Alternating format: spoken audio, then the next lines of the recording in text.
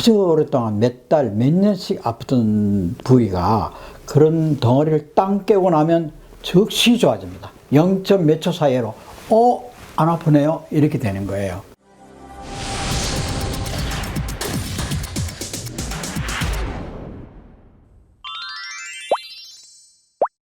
안녕하십니까. 전광남 정형외과의원 원장 전광남입니다. 저희 병원에 흔히 오는 대표적인 환자의 예를 들어서 말씀드리면 60대 이후 허리가 아프면서 엉치, 다리, 종아리, 발등 이런 식으로 아프다고 오는 사람이 많이 있습니다.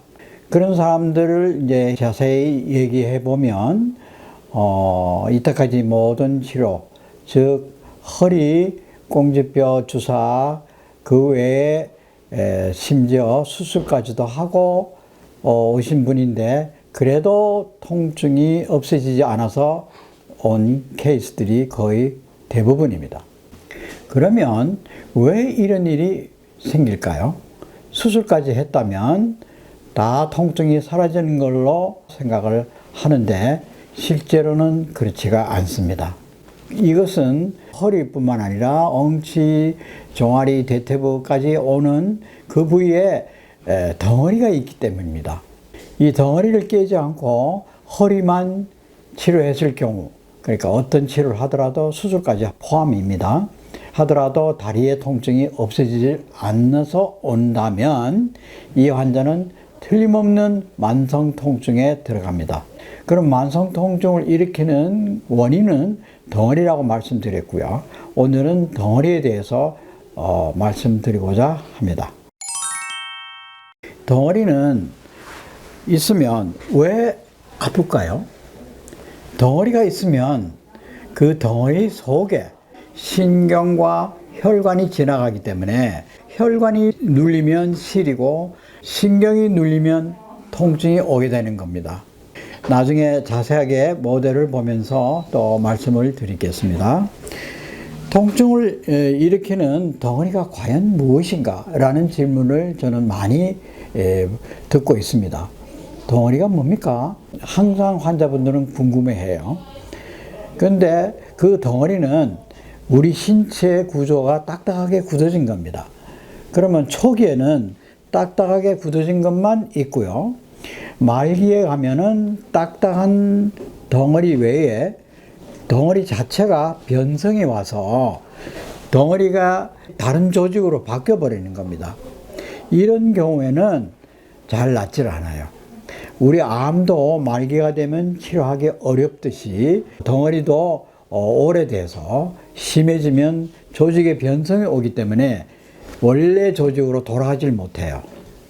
그런 경우는 상당히 많은 고통을 겪게 되는데, 다리를 예를 들면 이제 다리의 종아리 부분을 딱 눌러보면 고기만 아픈 게 아니고 발까지 찌릿하게 오는 그런 증세가 흔히 많이 있습니다. 그러면 이 덩어리가 어떻게 생길까요? 덩어리가 생기는 거는 보통 보면 우리가 신경근 병증이라고 하는데, 만성으로 오는 협착증으로 인해 거기에 신경근 병증이 생긴다 치면 그로 인해서 근육의 덩어리가 생겨요. 그 다음에 두 번째로는 만성적으로 부자연스러운 자세로 오래 일을 한 사람, 그러니까 무리해서 생긴다 보면 돼요. 다른 또 원인으로는 갑작스럽게 심한 일을 했을 경우 근육이 이렇게 착 찢어져요. 그러면 그것이 아물면서 덩어리를 형성하는 거예요. 주위에 어렸을 때 화상을 입은 사람들 보면 이 관절 부위에 화상을 입었을 경우가 더 안 좋은데, 이 관절을 구부렸다 폈다 하기가 힘들어요. 만약에 억지로 피면 이 상처 부위 반은 조직이 뜯어집니다. 그래서 항상 여기가 뜯어져서 진물이 나고 또 통증으로 인해서 고생을 하는데, 마치 근육도 똑같아요. 근육도 계속해서 무리가 가거나 하면은 미세한 파열이 자꾸 일어나요. 미세한 파열이 이렇게 근육에 올실이 있어야 되는데 이런 식으로 이런 식으로 자꾸 파열이 되면 그것이 아물면서 덩어리를 형성하는데 아주 심하게 찢어진 사람들은 덩어리가 크고, 그렇지 않고 약간 막 운동 심하게 했다 하면 조금 찢어지는데, 그런 경우는 쉬어주면 또 금방 다 회복해요. 그런데 쉬지 않고 반복적으로 일을 계속 하는 사람들 있지 않습니까? 직업상. 직업도 굉장히 중요합니다. 그래서 저는 직업을 꼭 물어봐요. 어떤 일을 하십니까? 이러면 이제 대부분이 이제 어깨를 많이 쓰는 사람, 뭐 허리를 많이 쓰는 사람. 근데 공교롭게도요, 의사들 중에서도 과에 따라서 병명이 많이 나타납니다. 이 치과 의사들은 이런 식으로 부자연 상태로 이렇게 허리를 해가지고 이제 치아를 치료하다 보니까 허리 디스크 환자가 유달리 많다는 걸 저는 발견했고요. 외과 의사들은 오랫동안 서서 수술방에서 7시간, 8시간 계속 수술하다 보면 치질 많이 잘 걸려요. 그런 식으로 허리들 많이 오랫동안 부자연스럽게 계속해서 쓰는 경우에 이제 덩어리가 생깁니다. 덩어리를 어떻게 이제 깨야 되는지, 그게 이제 관건이거든요. 그러면 여기서 이제 기구를 한번 소개해 보겠습니다. 그러면 제가 사용하는 덩어리를 깨는 기구를 간략하게 말씀드리겠습니다. 요것이 이제 덩어리라 생각하고, 요렇게 생긴 이제 바늘이 있습니다. 요거는 특수한 바늘인데, 요쪽에다 집어넣어 가지고 이렇게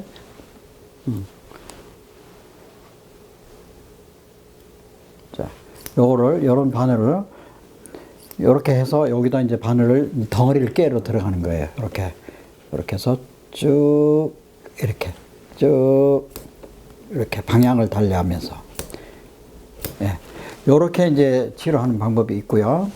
요런 경우는 이제 덩어리가 깊이 있을 때 쓰는 방법인데, 덩어리가 너무 딱딱하면 바늘이 비껴나가요. 이렇게 비껴나가기 때문에 이것을 딱 잡아가지고 어느 정도까지는 깊이 그대로 쭉 들어가게끔 만드는 기계예요. 그 다음에 두 번째로는 이제 요렇게 생긴 바늘인데, 요거는 하나 이제 한 5cm 정도 되고 한 10cm 정도 돼요.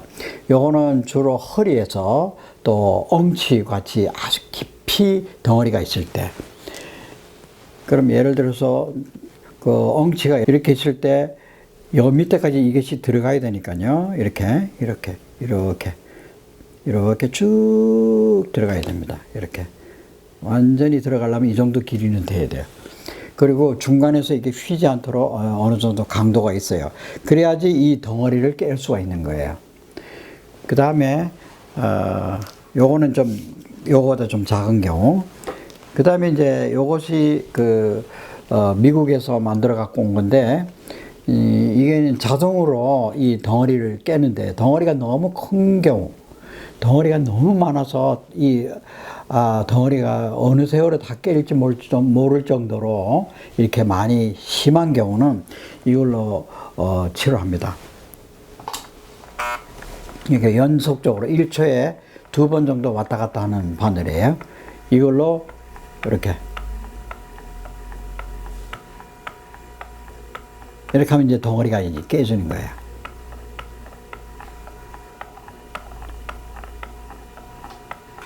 그러면 이렇게 다양한 기구가 왜 필요하냐면, 깊이에 따라서 사이즈에 따라서 덩어리가 다 다르기 때문에 그걸 효과적으로 깨기 위해서는 이런 게 필요하고요. 자, 이거는 얕은 부위에 있는 덩어리를 깨기 위한 겁니다. 다발성으로 쫙 있는, 그러니까 손등, 손바닥 또는 발등, 발바닥에 주로 많이 사용하는데, 이거는 이렇게 아픈 덩어리 있는 부위에 이렇게 바늘을 넣어서 이렇게 깨주는 거예요. 예, 아주 쉽죠, 이렇게. 예. 이렇게 해서 바늘을 끼워서 아픈 덩어리, 나쁜 덩어리를 이걸로 다 깨주는 거예요. 그러면 이 덩어리가 깨질 때 어떤 현상이 일어나냐 하면은, 근육이 튼튼하고 아주 변성이 되기 전에는 이 근육이 트위칭이 일어나요. 펄떡펄떡 뛰어요. 이런 현상이 일어나는 사람은, 트위칭이 일어나는 사람은 아주 경과가 좋은 겁니다. 그래서 저희들끼리는 신의 축복이라 얘기를 해요. 신의 축복이 남아있는 사람은 트위칭이 일어나는 거예요. 이 트위칭을 경험해 본 사람들은 아주 신비하게도 치료하자마자 즉시 좋아집니다. 그 다음에는 이 깨지면서 그냥 깨지는 게 아니고 이 바늘이 들어갔다 나왔다 하면 찰나에 우리 뇌에서는 이 상처를 치료하는 호르몬과 각종 화학 물질이 쫙 나옵니다. 그것이 이제 우리 몸에 아주 대단히 좋은 그런 호르몬입니다. 그런 것들이 이 바늘이 들어감으로 인해서 거기서 분비돼요. 이제는 우리 몸에 산재해 있는 덩어리를 어떻게 찾느냐, 이것이 굉장히 중요한데, 제가 왜 이거를 여러분한테 말씀드리냐면, 자기 스스로도 아픈 자리를 찾을 줄 알아야 됩니다. 환자분이 이 아픈 자리를 찾아갖고 오시면 제가 이제 다시 확인하고 그 자리를 이제 집중적으로 치료할 수 있기 때문에 여러 가지로 좋은데, 아픔을 느끼는 것은 본인이 느끼는 거지 의사가 느끼는 건 아니에요. 그러니까 본인이 제일 잘 찾는 거예요. 그러나 이때까지 찾아보지를 않았기 때문에 어떻게 찾는지를 몰라요. 그걸 이제 알게 드리는 겁니다. 그러면 이제 제일 먼저 이 엄지손가락을 주로 많이 사용하는데, 아픈 자리를 이렇게 눌러봅니다. 이렇게 위아래로 이렇게 엄지손가락 바닥을 이용해서 이렇게 처음에는 잘 못 찾을 수 있어도 한 번씩 이렇게 자기 아픈 데를 눌러봅니다. 그런데 심하게 아픈 자리는 세게 누를 필요도 없이 살살 이렇게 눌러도 아파요. 그런데 살살 눌러서 아픈 것이 제일 심한 부위죠. 근데 거기 살살 눌러도 안 아프면 손마디를 이렇게 딱 엄지손가락 세워가지고 수직여서 이렇게 밑으로 내립니다. 이렇게 하면 좀 더 덜 아픈 부위도 찾아낼 수 있어요. 그런데 신기하게도 눌렀는데 시원하다고 하는 사람이 있어요. 그러면 그것이 과연 좋은 부위일까요? 아닙니다. 그 자리도 덩어리가 있는 부위입니다. 그래서 예를 들어서 살살 눌렀을 때는 X표, 조금 세게 눌렀을 때는 동그라미, 그 다음에 시원한 부위는 세모 부위, 세모, 이런 식으로 이제 구별해서 찾아내는 건데요. 여기서 우리가 하나 주의해야 될 것은, 아픈 덩어리가 특히 어깨인 경우는 어깨의 움직임이 여기서부터 쭉 왔다 갔다 하기 때문에 아픈 자리를 만진 자리가 일정해야 됩니다. 그러니까 예를 들어서 이렇게 해서 아프네 하고 딱 만져서 표시해 놓고는 의사한테 와서는 여기입니다 이렇게 하면 안 되죠. 이런 상태로 와가지고 자세를 취하고 그 자리에다가 여기가 이렇게 했을 때 여기가 아픕니다. 요게 맞는 겁니다. 만약에 예를 들어서 이렇게 해서 아프다고 표시해 놓고 이렇게 해가지고 또 아픕니다 하면 그 자리는 딴 자리가 되는 거예요. 그러니까 마치 우리 운동회 때 우리 좀 기억이 나실지 몰라도 줄에다가 과자를 쫙 늘어뜨려 놓고 이게 비스켓을 하나씩 달아 놓고 우리가 두 손을 묶고 입으로 이렇게 하잖아요. 그거 굉장히 어렵거든요. 이렇게 하면 입을 맞추면 과자가 도망가고 과자에 맞추면 몸이 안 따라가고 햇바닥을 내밀어도 이래도 하여튼 그걸 따먹게 해가지고 1등으로 들어온 사람이 우승하잖아요. 그와 같이 근육 덩어리도 움직이는 덩어리이기 때문에 여기 아픈 것이 요렇게 했을 때는 안 아파요. 여기 요런 자세로 아픈 자세로 표시할 때 의사한테 와서도 원장님 여기가 요렇게 자세를 취했을 때 여기가 아픕니다. 요렇게 얘기할 줄 알아야 돼요. 근데 이것이 왜 중요하냐면은 이 덩어리를 깨기 위해서 정확한 자리가 필요하기 때문에 그래요. 그러면 아까 말씀드린 대로 그런 각종 기구를 이용해서 덩어리를 깼을 때 놀라운 변화가 일어납니다. 아주 오랫동안 몇 달, 몇 년씩 아프던 부위가 그런 덩어리를 땅 깨고 나면 즉시 좋아집니다. 0. 몇 초 사이로 안 아프네요 이렇게 되는 거예요. 그러면 어떤 자리가 덩어리가 많이 생길까요? 머리부터 발끝까지 다 생기는 거예요. 눈동자하고 손톱 발톱만 빼놓고는 다 생겨요. 그렇기 때문에 그 부위를 잘 생기는 부위는 주로 근육에 있다고 봅니다. 이제 근육 속에 신경이 같이 지나가지 않습니까? 그러면 그 덩어리로 인해서 근육 내에 있는 신경과 혈관이 눌려요. 잠시 모형을 보시면 덩어리가 이렇게 생긴 경우도 있거든요. 오래되면. 그러면 이게 이제 정상적인 근육 내에 이게 생긴 겁니다. 덩어리 내에 요렇게 요거 이제 하얀 걸 신경이라 치고 이렇게 하얀 신경, 혈관, 동맥, 혈관, 이제 정맥 이런 것이 같이 지나가는데 항상 같이 다녀요. 그래서 이게 꽉 눌리면 이것이 전부 다 찌릿해지는 거예요. 그리고 시리고 따갑고 아프고 하는 것들이 이런 덩어리 때문에 생긴 거예요. 그래서 우리가 이거를 깨려고 노력을 해야만 됩니다. 근육이 주로 많이 생긴다고 말씀드렸죠. 그러면 많이 쓰는 근육 중에서도 가장 볼륨이 많은 곳에 일을 많이 하게 됩니다. 그러면 근육 내에 이 다른 덩어리가 생기면 왜 불편한지 고무줄을 내가 이제 근육의 길이라 보는데 여기서 여기까지 길이와 여기서 여기까지 길이가 같은데 제가 이렇게 묶어놨어요. 그러니까 요거는 덩어리가 생긴 부위고 요거는 덩어리가 생기지 않은 부위예요. 그러면 덩어리가 생기지 않은 부위는 이만큼 이렇게 늘어나요. 이렇게. 그러면 덩어리가 생긴 부위는 이렇게 되기 때문에 근육의 길이가 짧아져요. 아무리 늙어도 이 정도밖에 안 늘어나요. 이렇게. 이 덩어리를 깨면 아까처럼 이렇게 쫙 하고 늘어나는 거예요. 그러면 우리가 다리를 봤을 때 오금이 땡기고 아프다, 종아리가 땡기고 아프다 하면은 이런 덩어리가 종아리에 있는 거예요. 덩어리가 이렇게 있으면 근육 길이가 짧아지기 때문에 땡기고 아픈 거예요. 시리고 땡기고 아프고 하는 것이 이 덩어리 때문에 그래요. 거기에 마침 이 안에 신경까지 또 혈관까지 눌리면 혈액순환도 안 좋아져요. 그러면 다리가 붓게 되고 그 다음에 정맥순환도 안 되고 동맥순환도 안 되니까 다리가 차지는 거예요. 이런 현상이 주로 이 근육의 덩어리가 이렇게 생겼기 때문에 나타나는 겁니다. 자, 이해가 되셨죠? 이제 그러면 우리가 덩어리를 깰 때 주의사항이 뭔가 이것도 굉장히 중요합니다. 저는 중요시 여기는 것이 이제 두 가지가 있는데 하나는 당뇨가 너무 심해가지고 300 이상 막 넘어가는 사람들은 절대로 스테로이드를 써서는 안 됩니다. 그리고 또 감염이 오르기 때문에 우려가 있어요. 당뇨인 환자들은 이게 바늘이 들어갔다 나왔다 할 때 세균에 의한 침입으로 인해서 보통 사람들은 끄떡없는데 당뇨 환자들은 세균에 감염이 될 우려가 상당히 높아요.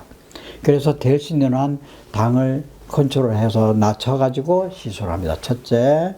두 번째로는 혈전 방지제를 쓰고 있는 사람. 심장의 스텐트, 또 판막 수술, 뭐 이런 것들 때문에 오는 스텐트를 사용하는 그런 경우는 그 혈전이 생기지 않도록 피를 묽게 하기 위해서 혈전 방지제를 쓰는데 그 중에서 제일 강력한 게 와파린이라는 약입니다. 대부분의 사람들이 이제 자기가 어떤 약을 쓰고 있는지를 알고 있어야 되는데 그냥 병원에서 주니까 그냥 뭐가 뭔지도 잘 모르고 어느 것이 혈압약이고 어떤 것이 고지혈증 약인지 당뇨약인지 또 항혈전제인지 이런 걸 구별하고 먹어야 됩니다. 뭐 요즘에는 처방전에 그 동그랗게 뭐 알약 모양이 그려져 있고 어떤 용도로 쓰인다고 이렇게 나와 있기 때문에 조금 구별하기가 수월해요. 잘 모르면 약국에 가서 물어보시면 되고. 그래서 혈전 방지제를 쓰고 있는 사람들은 왜 안 되냐면 바늘이 들어갔다 나갔다 하는 사이에 원치 않는 혈관을 건드릴 수가 있어요. 그러나 뭐 아주 미세혈관, 뭐 모세혈관 이런 것들은 좀 건드려도 괜찮은데 하필 그 옆에 지나가는 큰 혈관을 건드렸을 경우에 보통 사람들은 아무 이상이 없어요. 그런데 와파린이나 혈전 방지제를 쓰고 있는 사람들은 이게 문제가 돼요. 그러니까 와파린 쓰는 사람들은 며칠 동안 끊어야 돼요. 그리고 혈전 방지제 중에서도 아주 약한 것들은 뭐 하루만 끊으면 되고, 그러니까 이런 것이 이 주의사항이 많이 소요됩니다. 이거를 반드시 알아야 돼서 자기가 먹는 처방전 있죠. 알약보다도 처방전을 카메라에 탁 찍어 가지고 저장해 놓으세요. 그러면 이제 제가 이제 보고 이 약은 혈전 방지제가 맞습니다. 요거는 괜찮은 약입니다. 이렇게 구별해서 우리가 시술을 할 때 우리가 도움이 크게 됩니다. 어떤 약을 먹고 있는지를 모르는 사람들은 일단 저는 중지를 합니다. 약국에 알아보고 처방전을 알아봐서 우리가 시술을 하게 됩니다. 그 다음에는 선천적으로 그 혈전이, 그러니까 혈소판이 부족한 사람 그 꽤 있습니다. 그런 사람들도 너무 혈소판 수치가 떨어져 있으면 그것도 우리가 고려를 하는데 5만 정도 위를 해야지 5만 이하는 조금 안 좋습니다. 그 다음에 이제 혈액 응고 인자가 부족한 사람이 또 있어요. 선천적으로 오는 사람이 있어요. 그런 사람들은 자기 스스로가 그걸 알고 있어야 됩니다. 의사가 피가 안 멈추는 그런 경향이 있습니까? 물어봤는데 몰라요 이래버리면 참 난감해요. 그러면 이제 둘러서 얘기하는데 상처가 난 적이 있습니까? 피가 잘 멈췄습니까? 이런 걸 또 이제 우리가 또 감별하거든요. 뭐 상처가 잘 안 물었어요. 그리고 다른 데 병원에 가서 주사도 맞아봤습니까? 괜찮았습니까? 물어봅니다. 괜찮았어요. 그러면 이제 괜찮은 쪽으로 넘어가는 거고요. 그 외에 이제 임신인 경우는 또 반드시 얘기를 해 주셔야 돼요. 혹시나 예기치 않은 일을 방지하기 위해서 임신인 경우는 반드시 얘기를 해 주셔야 됩니다. 이제 여러분은 이제 덩어리에 대해서 스스로 찾는 방법, 그리고 또 왜 해야 되는지, 그리고 수술했는데도 불구하고 왜 낫지 않는지를 이제 이해를 하셨으리라 봅니다. 지금 현재 수많은 환자분들이 고통 속에서 벗어나지 못하는데 일조를 하는 마음에 제가 이런 말씀을 드리게 됐습니다. 다음번에는 머리부터 발끝까지 각각의 병에 대해서 치료하는 방법에 대해서 같이 공부하기로 하겠습니다. 감사합니다.